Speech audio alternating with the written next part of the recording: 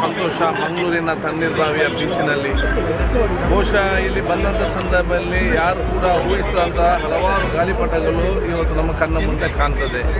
ಇದು ಬಹುಶಃ ಈ ಕೈಟ್ ಫೆಸ್ಟಿವಲ್ ಮತ್ತು ಕೈಟ್ನಲ್ಲಿ ಇರುವಂಥ ಜನರ ಆಸಕ್ತಿ, ಅವರ ಪ್ಯಾಷನ್ ಮತ್ತು ವಿಶೇಷವಾದ ಒಂದು ಕೌಶಲ್ಯ ಬಹುಶಃ ಎಲ್ಲೋ ಕೂಡ ಮೇಲೆ ಕಾಣಲಿಕ್ಕೆ ಇವತ್ತು ಸಿಗ್ತದೆ. ಅದಲ್ಲದೆ ಇಲ್ಲಿ ಇವತ್ತು ವಿದ್ಯಾರ್ಥಿಗಳಿಗೆ ಮತ್ತು ಯುವಕರಿಗೆ, ಸಣ್ಣ ಸಣ್ಣ ಮಕ್ಕಳಿಗೆ ಇದರ ಒಂದು ಸಂಸ್ಕೃತಿ ಮತ್ತು ಪರಂಪರೆ ಅರ್ಥ ಮಾಡಿಕೊಳ್ಳೋದು ಅವಕಾಶ ಕೂಡ ಇವತ್ತು ಆಗಿದೆ.